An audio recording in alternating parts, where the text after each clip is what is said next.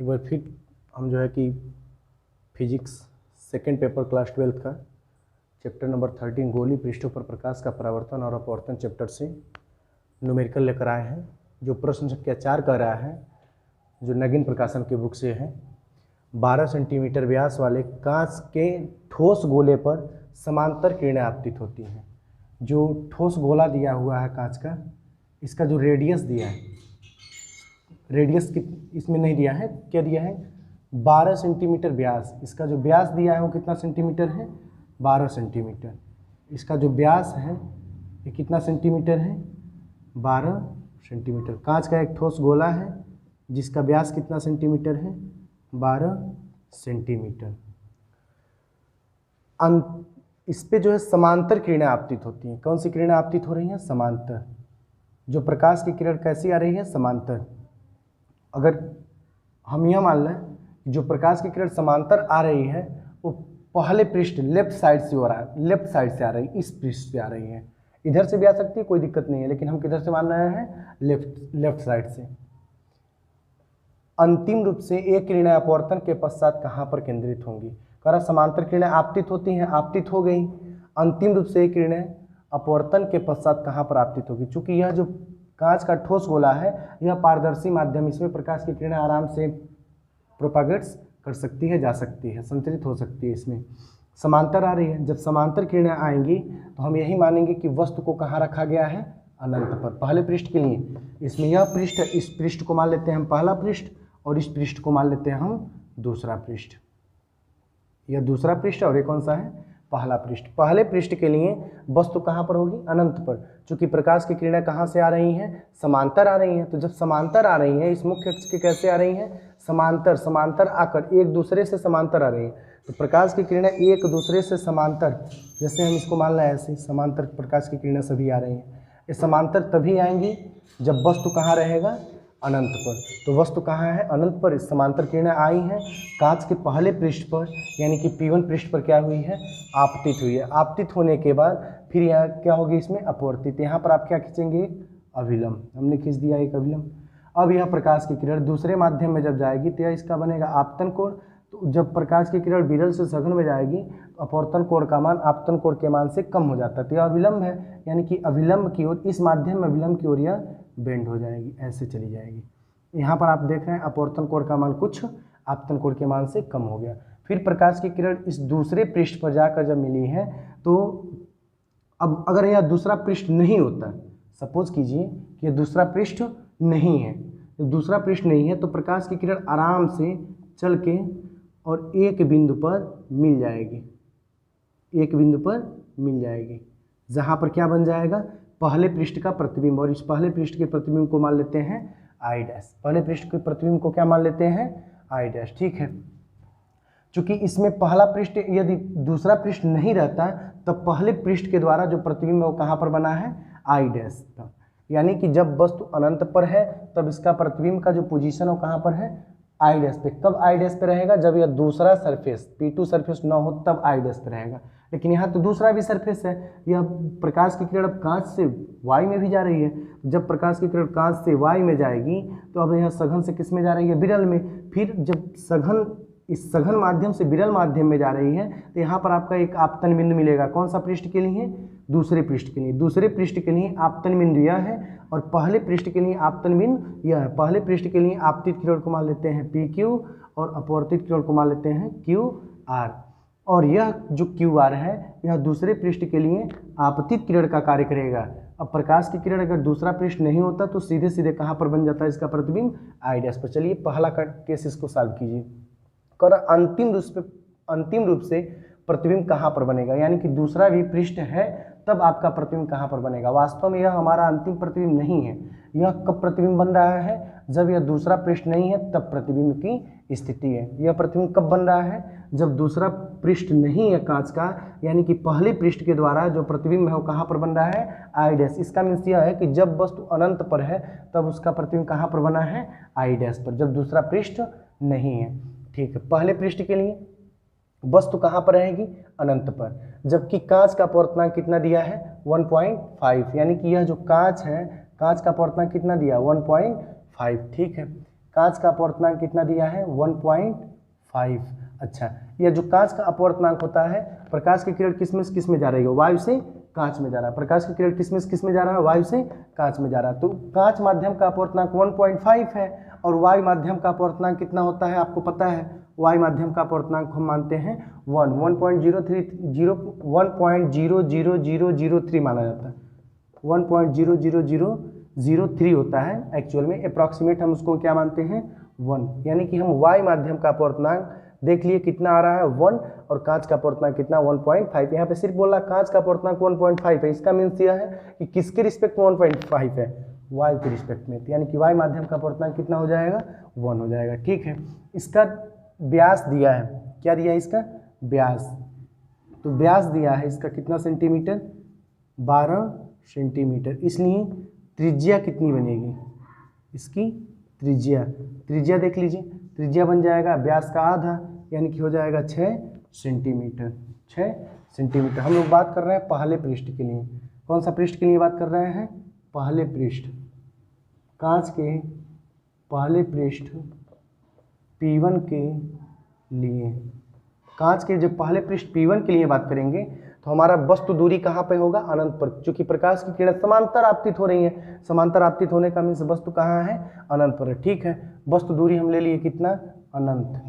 कांच का अपवर्तनांक कितना हो गया 1.5, तो वायु का अपवर्तनांक कितना होगा 1। यह फिक्स है, यह दिया नहीं है, लेकिन आप वायु का अपवर्तनांक कितना मानेंगे 1 मानेंगे। नहीं मानेंगे तो यह जो कांच का अपवर्तनांक है इसको ऐसे लिखना पड़ेगा, ANG बराबर 1.5, यानी कि वायु के सापेक्ष कांच का अपवर्तनांक कितना दिया है 1.5। कोई दिक्कत नहीं है।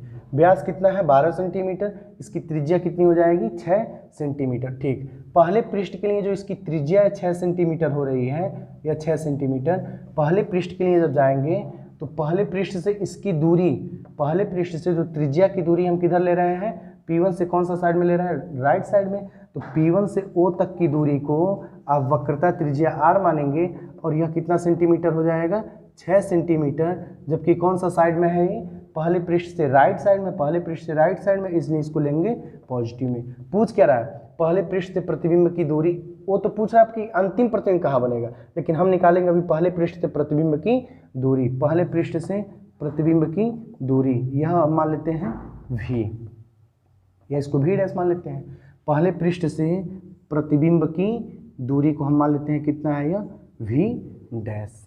चलिए V डैश इसका फाइंड कीजिए, देखिए कितना आता है। तो लगाइए गोलीय पृष्ठ का अपवर्तन सूत्र, गोलीय पृष्ठ का अपवर्तन सूत्र।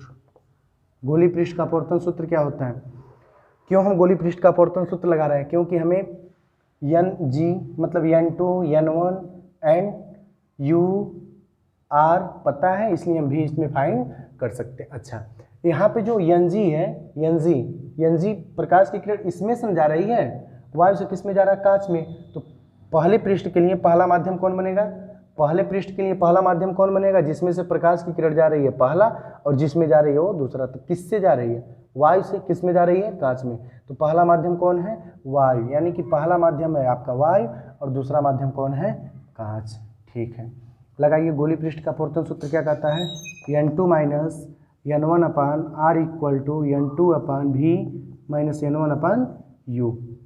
कन्फ्यूज मत होइए, आप ये भी फार्मूला लगा सकते हैं, N minus 1 upon R equal to N upon V minus 1 upon U। जो N होता है यह पहले माध्यम के सापेक्ष दूसरे माध्यम का अपवर्तनांक होता है। जब 1 N2 का वैल्यू रखेंगे N2 अपान N1, स्नेल के नियम से N2 अपान N1, तो जैसे ही आप N2 अपान N1 रखेंगे और इसको कैलकुलेट करेंगे, इसमें 1 N2 के जगह पे N2 अपान N1 रखें तो यह फार्मूला आपका निकल के चला आएगा। इसमें कन्फ्यूज होने की बात नहीं है।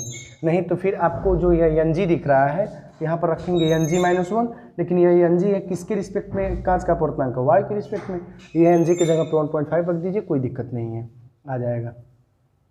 प्रकाश की किरण कहाँ से जा रही है, पहले पृष्ठ में देखेंगे, वायु से कांच में जा रहा है। ठीक है, तो पहला माध्यम कौन बनेगा, वायु, दूसरा माध्यम कौन बनेगा, कांच।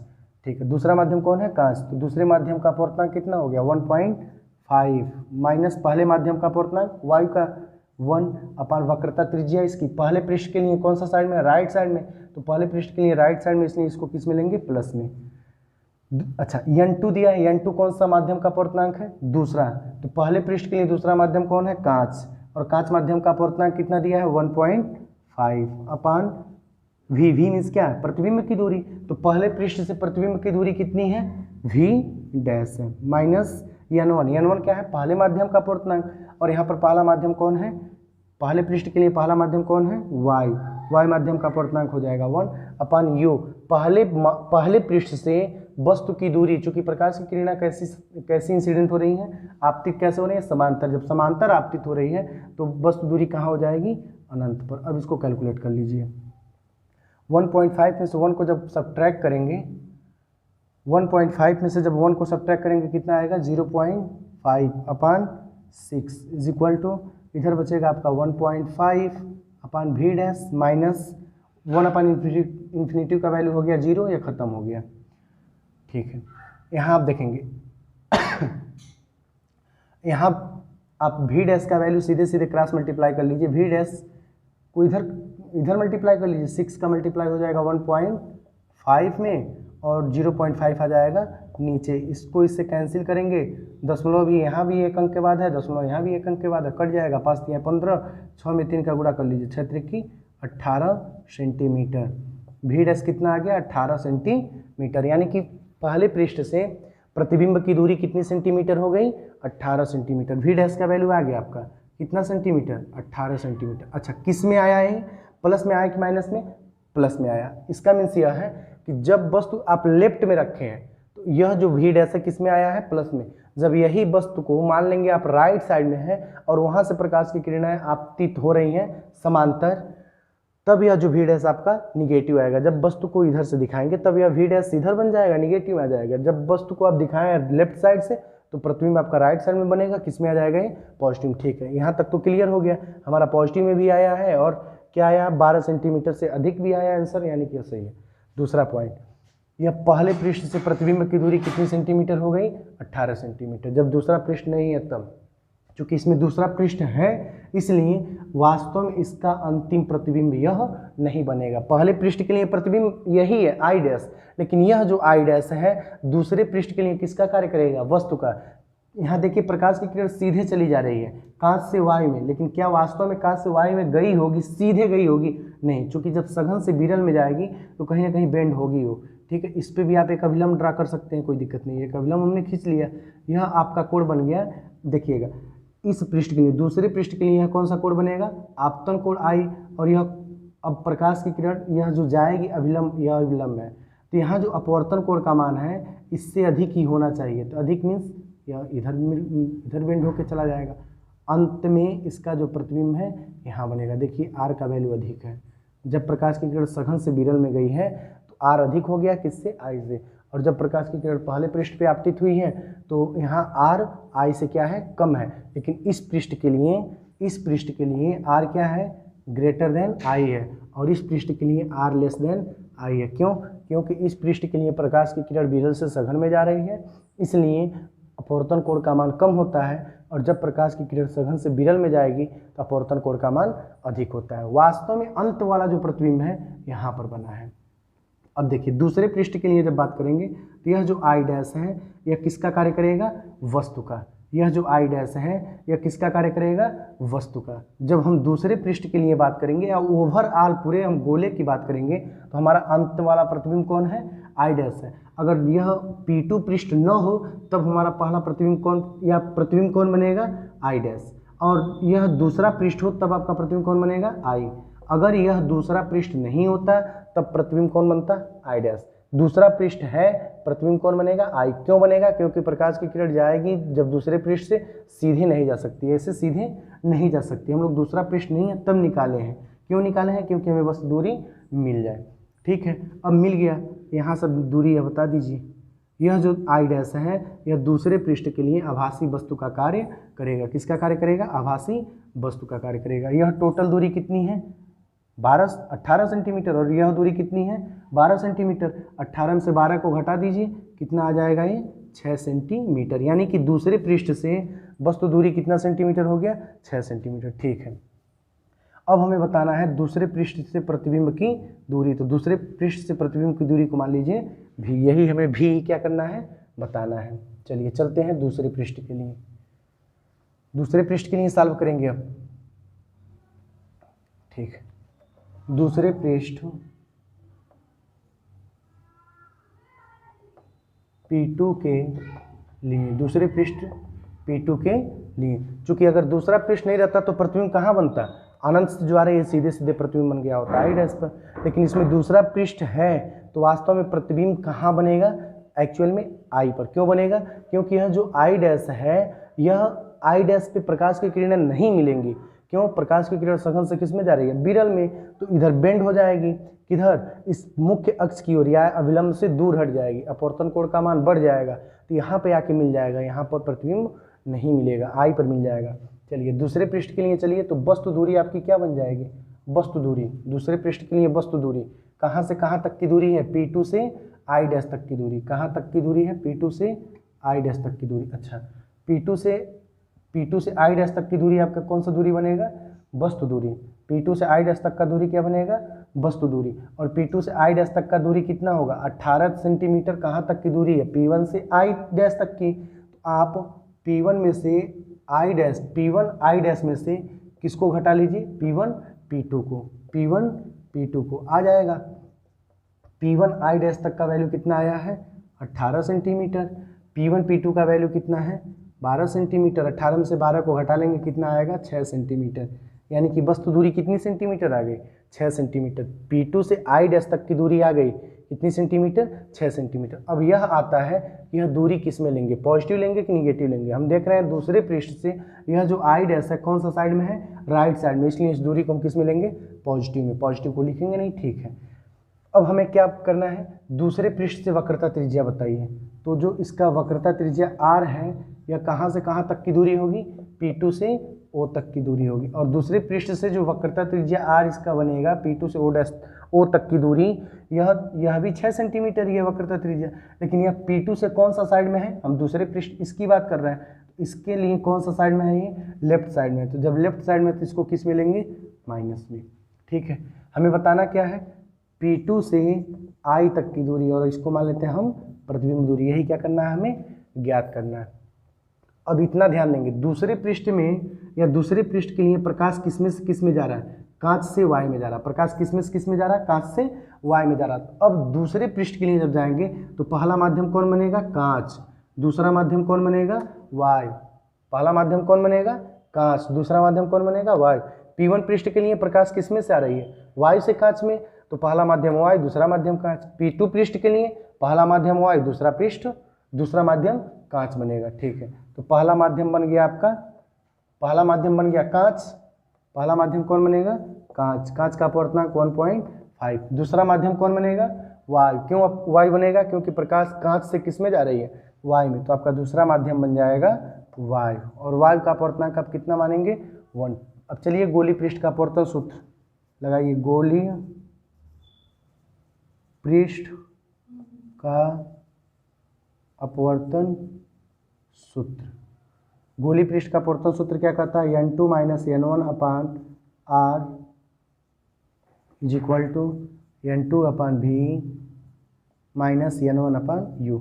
एक ये भी है कि अभी मैंने बताया कि N-1 अपान R लगाएंगे, तो N-1 अपान R लगाएंगे तो उसको आप जब सॉल्व करेंगे तो यही आएगा, कोई दिक्कत नहीं। इसमें वैल्यू पुट कीजिए। N2 का वैल्यू कितना आ गया है, N2 कौन सा माध्यम बनेगा, Y, और Y का अपवर्तनांक कितना आ गया, 1। तो N2 की जगह पर रखेंगे 1 माइनस N1। N1 कौन सा है माध्यम, इस दूसरे पृष्ठ के लिए पहला माध्यम कौन है, कांच। तो कांच का अपवर्तनांक कितना हो जाएगा, 1.5 अपान R। दूसरे पृष्ठ से वक्रता त्रिज्या 6 सेंटीमीटर, कौन सा साइड में, लेफ्ट में। किस में लेंगे इसको, माइनस में। ठीक है, N2 मीन्स दूसरे माध्यम का अपवर्तनांक। दूसरे पृष्ठ के लिए दूसरा माध्यम कौन है, वायु है, और वायु का अपवर्तनांक कितना होता है, 1 अपान V। क्या करना है, हमें बताना है, V क्या करना है, बताना है, यानी दूसरे पृष्ठ से प्रतिबिंब की दूरी हमें बताना है। माइनस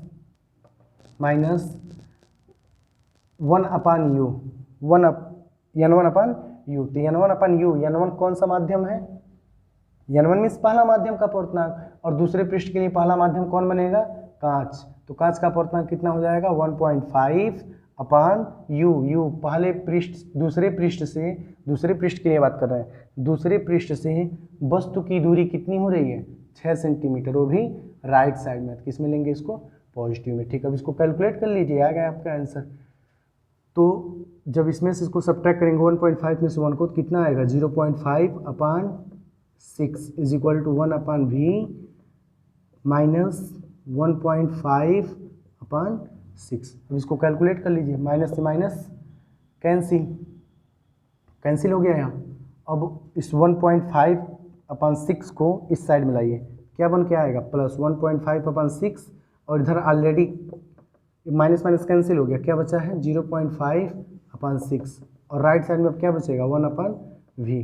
दोनों का हर सेम है, एक ही बार लिखेंगे और अंश को जोड़ दीजिए 1.5 plus 0.5 is equal to 1 upon we.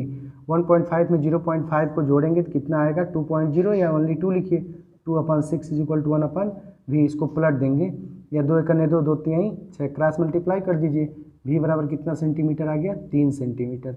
यानी कि ओवरऑल लास्ट में इसका जो प्रतिबिंब है ये कितने सेंटीमीटर की डिस्टेंस पे बनेगी 3 सेंटीमीटर की डिस्टेंस पे, यही इसका आंसर हो जाएगा। अंतिम प्रतिबिंब की स्थिति अंतिम पूछ रहा है, ये इसका क्या होगा आंसर। पहले पृष्ठ से प्रतिबिंब की दूरी 18 सेंटीमीटर, ओवरऑल प्रतिबिंब की दूरी 3 सेंटीमीटर, यही इसका आंसर हो जाएगा। यहाँ जो अगला क्वेश्चन है क्वेश्चन नंबर 5 का, एक पतले समतल उत्तल लेंस की फोकस दूरी 20 सेमी है। सबसे पहले आप इसका फिगर बनाइए, एक समतल उत्तल, जैसे कह रहा क्वेश्चन में सेम वही काम कीजिए। एक पतले समतल उत्तल, पतले क्यों बोल रहा है क्योंकि जो आप फार्मूला जानते हैं, ठीक, वो कौन सा लेंस के लिए लगाएंगे पतले लेंस के लिए, और लेंस के लिए आप जो है कि लेंस मेकर फार्मूला पढ़े होंगे, वो पतले ही लेंस के लिए जो इसकी थिकनेस है वो बिल्कुल क्या हो, in comparison to distance thickness is so small, यानी कि थिकनेस को आप क्या कर सकते हैं डिस्टेंस के कंपेरिजन में नगण्य कर सकते हैं, नेग्लेक्ट कर सकते हैं। कह रहा है एक पतले समतल उत्तल, समतल और उत्तल दो पृष्ठों से बना है, समतल और उत्तल। पहले समतल रहेगा फिर उत्तल, उत्तल मीन्स क्या होगा बीच में कैसा रहे मोटा। अगर यही समतल अवतल कहता तो समतल और अवतल आपका लेंस ऐसे बनता है, समतल अवतल ऐसे लेंस बन जाता है, बीच में मोटा रहेगा टच करने पे तो वह उत्तल पृष्ठ है, और बिल्कुल कहीं मोटा ना कहीं पतला है, बिल्कुल प्लेन है तो कौन सा रहेगा समतल, और बीच में अगर हमें पतला दिखता है तो उत्तल पृष्ठ हो जाता है। तो यह समतल उत्तल लेंस है, समतल उत्तल लेंस हो गया। कि फोकस दूरी, इसकी फोकस दूरी देखिए कितना दिया है 20 सेंटीमीटर, ठीक है। उत्तल लेंस भी दिया है इसलिए इसको हम प्लस में ले लिए, तथा उसके पदार्थ का अपवर्तनांक मीन्स यह जो लेंस है लेंस के पदार्थ का अपवर्तनांक कितना दिया 1.5, तो लेंस के पदार्थ का अपवर्तनांक 1.5। अब आप यहाँ पर NG लिखने की आवश्यकता नहीं है। इस लेंस के उत्तल पृष्ठ की वक्रता त्रिज्या बताइए, पूछ रहा है, कह रहा है इस लेंस की उत्तल पृष्ठ की वक्रता त्रिज्या बताइए। हम पहले पृष्ठ की समतल पृष्ठ की वक्रता त्रिज्या को मान लेते हैं R1 और उत्तल पृष्ठ की वक्रता त्रिज्या को मान लेते हैं R2, ठीक है। अच्छा, समतल पृष्ठ की वक्रता त्रिज्या कितनी होगी इन्फिनिटिव, क्योंकि बिल्कुल यह क्या है प्लेन है, कहीं बेंड है ही नहीं, तो इसकी वक्रता त्रिज्या कहाँ जाएगी इन्फिनिटिव। कहीं बेंड होता थोड़ा सा भी तब हम इसके वक्रता त्रिज्या को फाइंड कर सकते थे। अभी यह सीधा है, इसको हमें गोलाकार बनाने में कहीं गोलाकार बन ही नहीं पाएगा, तो वक्रता त्रिज्या हम इसका फाइंड नहीं कर सकते।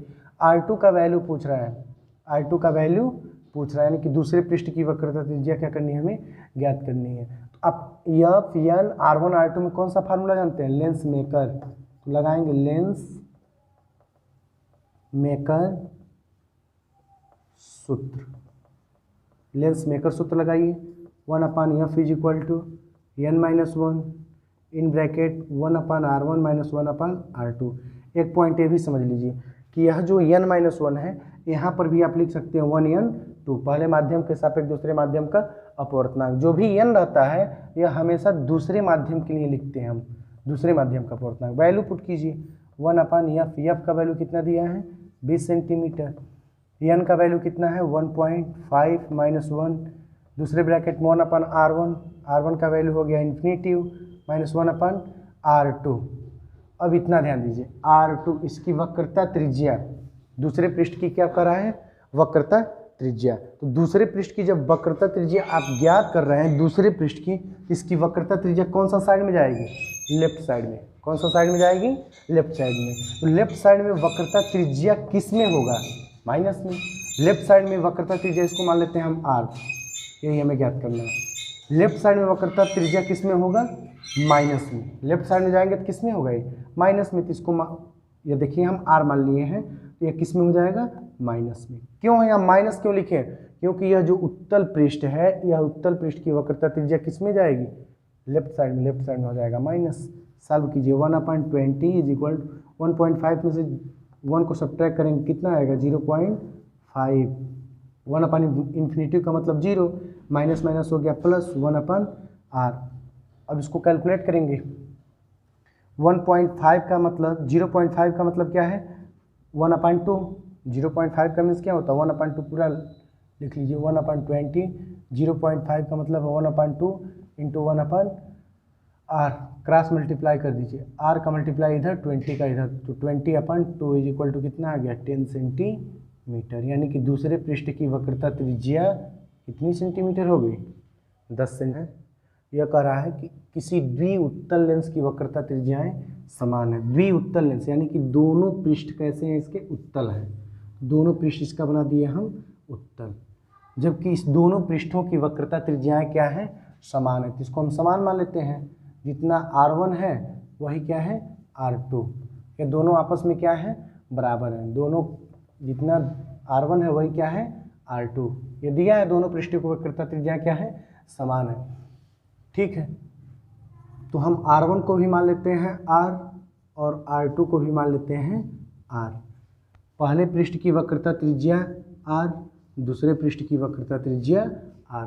पहले पृष्ठ की जो वक्रता त्रिज्या है यह r1 और r2 हो तो पहले दोनों पृष्ठों की वक्रता त्रिज्या सेम है, तो r1 बराबर भी कितना हो गया? r, और r2 बराबर भी कितना हो गया? r। ठीक है। अच्छा, पहला पृष्ठ किधर गोला बनाएगा? किधर स्फेरिकल शेप बना रहा है? राइट साइड में। इसको किस में लेंगे? पॉजिटिव में। दूसरा किधर बना रहा है? लेफ्ट साइड में। इसको किस में लेंगे?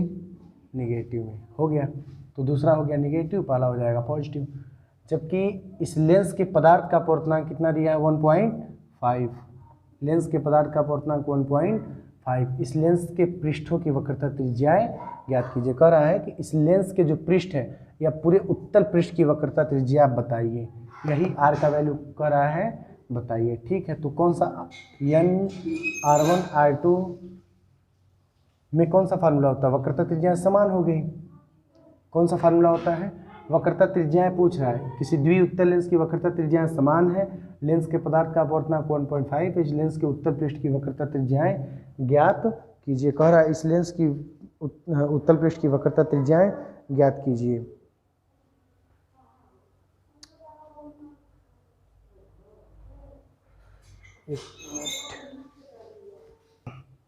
अगला जो क्वेश्चन है 6वां नंबर का क्वेश्चन कह रहा है किसी द्विउत्तल लेंस की वक्रता त्रिज्याएं समान है। इसकी वक्रता त्रिज्याएं क्या है?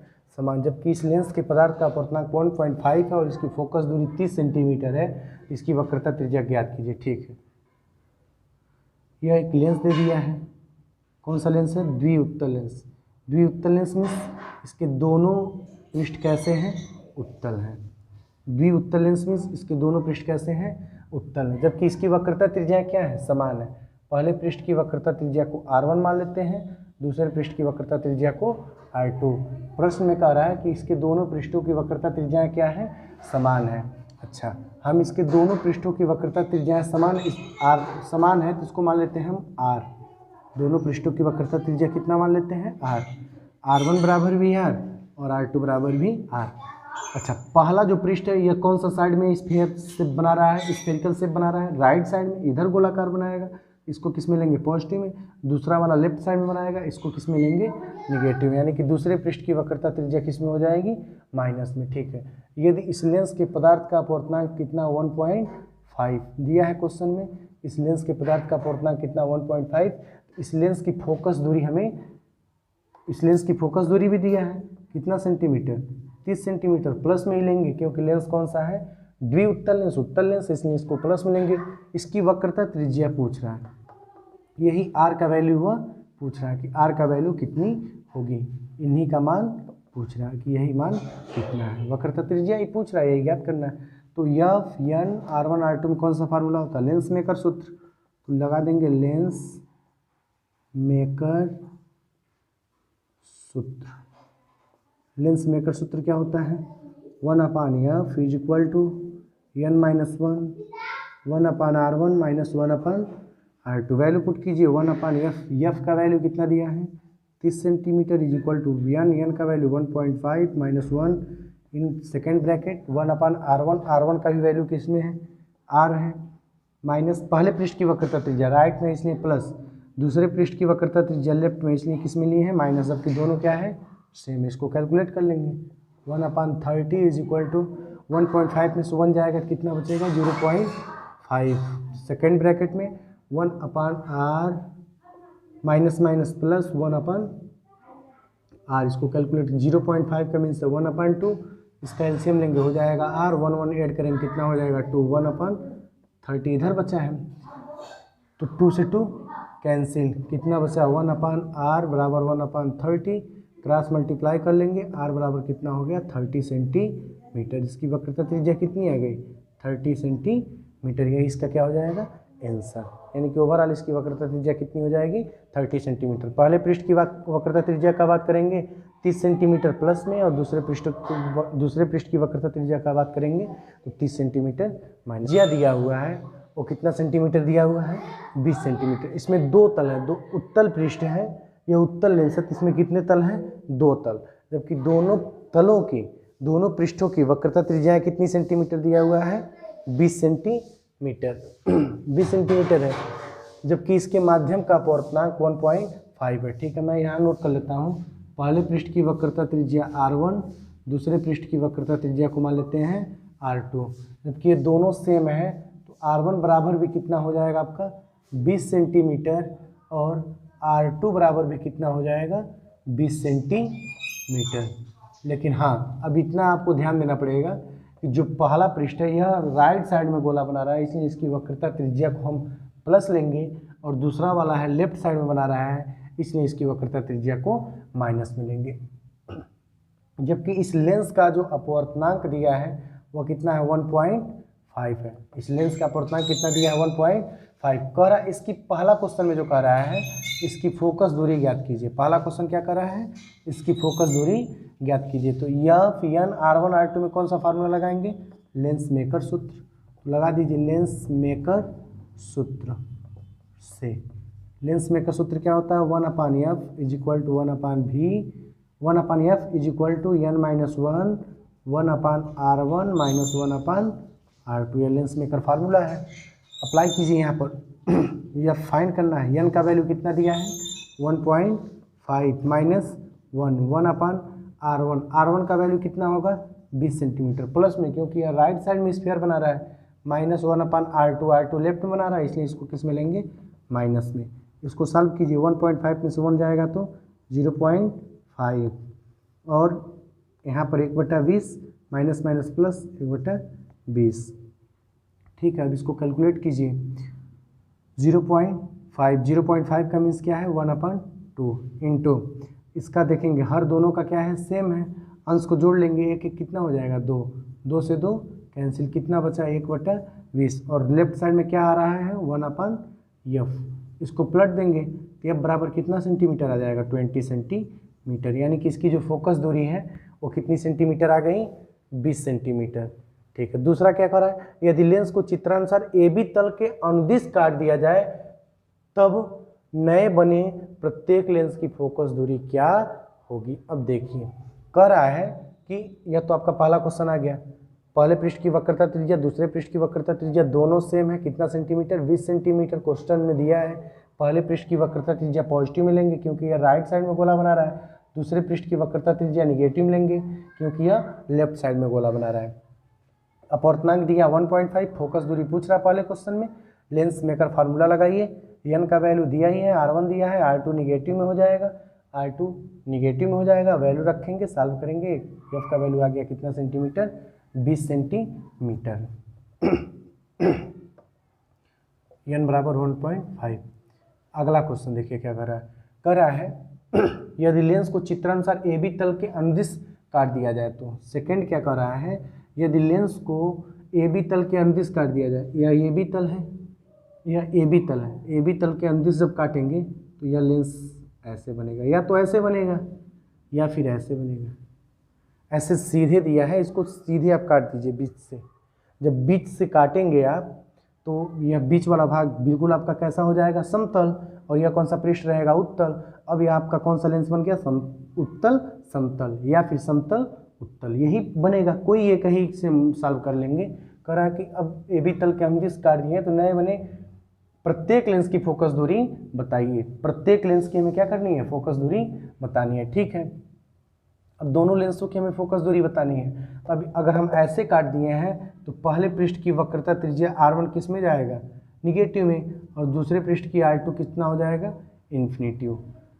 अच्छा, इसमें देखिए, इसमें जब देखेंगे तो R1 कितना हो जाएगा, इन्फिनिटिव, और R2 किस में होगा, पॉजिटिव में। तो आप चाहेंगे दोनों से सॉल्व कर सकते हैं, कोई दिक्कत नहीं है, लेकिन हम पहले से सॉल्व करना है इसको। ए बी तल के अनुदिश काट दिए हैं। ठीक है, हमें क्या पूछ रहा है, तब इसकी फोकस दूरी क्या होगी, एफ का वैल्यू पूछ रहा है। कब पूछ रहा है, एफ का वैल्यू कब पूछ रहा है, दूसरे क्वेश्चन में R1 बराबर कितना सेंटीमीटर दिया है, 20 सेंटीमीटर। आप यहाँ से कट कर दिए हैं, R1 बराबर कितना सेंटीमीटर हो जाएगा, 20 सेंटीमीटर। जो दूसरा क्वेश्चन है कह रहा अब आप ए बी तल के अनुदिश इसको क्या किए हैं, काट दिए हैं, तो R1 बराबर कितना सेंटीमीटर हो जाएगा, 20 सेंटीमीटर। लेकिन कौन सा साइड में, ये राइट साइड में बना रहा है गोला, इसलिए प्लस में हो जाएगा, और R2 कितना हो जाएगा, इन्फिनिटिव। जबकि इसके माध्यम का अपवर्तनांक दिया ही है, वो तो फिक्स है, कितना दिया, 1.5। तब पूछ रहा है कि इसकी फोकस दूरी कितनी होगी। अब लगाइए आप लेंस मेकर फार्मूला, फिर लगाएंगे लेंस मेकर सूत्र। लेंस मेकर सूत्र क्या होता है, 1/f is equal to n-1/R1 - 1/R2। Value put कीजिए, 1/f इक्वल n का वैल्यू कितना है, 1.5 - 1/R1। पहले पृष्ठ की वक्रता त्रिज्या कितनी हो गई है, पहले पृष्ठ की वक्रता त्रिज्या 20 सेंटीमीटर, वो भी प्लस में जाएगा तो हो जाएगा 20 सेंटीमीटर माइनस 1/R2। R2 का वैल्यू कितना जाएगा, इन्फिनिटिव, क्योंकि ये समतल बनेगा। जब ऐसे काटे हैं आप और इधर वाला पार्ट को जब ले रहे हैं तो अब दूसरा वाला पृष्ठ इसका कैसा हो जाएगा, समतल, पहला वाला उत्तल। अगर इसी को आप ऐसे काटे होते तो R1 के जगह पे क्या लिखते, इन्फिनिटिव, क्योंकि यह बिल्कुल प्लेन है, तो प्लेन के लिए वक्रता त्रिज्या इन्फिनिटिव हो जाता है। और दूसरा पृष्ठ कैसा इसका होता है, उत्तल। उत्तल के लिए वक्रता त्रिज्या, आप इस पृष्ठ के लिए वक्रता त्रिज्या कितना लेते, 20 सेंटीमीटर। लेकिन कौन सा साइड में, लेफ्ट में किस में रखते इसको, माइनस में। तो जब R2 -20 रखते तो माइनस माइनस क्या आ जाता है, प्लस, और यहाँ पर भी क्या आ गया है, ऑलरेडी प्लस आ गया, कोई दिक्कत नहीं है। आंसर आपका वही आएगा। सॉल्व कीजिए, 0.5 का 1.5 में से जब 1 को सब्ट्रैक्ट करेंगे 0.5, और इधर बचेगा 1/20। अब इसको कैलकुलेट कर लेंगे, कैलकुलेट करेंगे, 0.5 का मीन्स है 1/2, और इधर क्या बचा है 1/20, कितना आ जाएगा 1/40। किसका वैल्यू है, 1/f का। पलट देंगे, f बराबर कितना आ जाएगा, 40 सेंटीमीटर।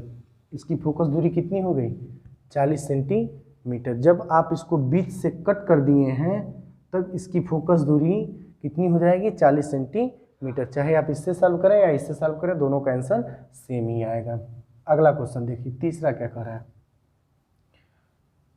तीसरा क्वेश्चन यह कह रहा है, यदि लेंस को CD के अनुदिश काट दिया जाए तब। अब CD के अनुदिश काट दीजिए, जब CD के अनुदिश काटेंगे तो इसका फिगर ऐसे बन जाएगा।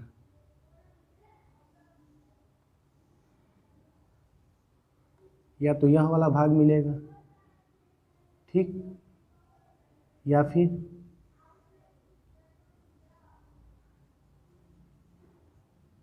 यह वाला भाग मिलेगा, नीचे वाला। ऐसे कट कर दिए हैं CD के अनुदिश। जब CD के अनुदिश कट करेंगे तब पूछ रहा है इसकी फोकस दूरी क्या होगी। अपवर्तनांक तो इसका वही रहेगा 1.5। अच्छा, पहले पृष्ठ की वक्रता त्रिज्या कितनी हो जाएगी, R1 कितनी होगी, दोनों पृष्ठों की वक्रता त्रिज्या सेम ही रहेगी 20 सेंटीमीटर, और R2 भी कितना रहेगा, 20 सेंटीमीटर। पहले पृष्ठ की वक्रता त्रिज्या r1, दूसरे पृष्ठ की वक्रता त्रिज्या r2। r2 किस में हो जाएगा, निगेटिव में, और r1 किस में हो जाएगा, पॉजिटिव में।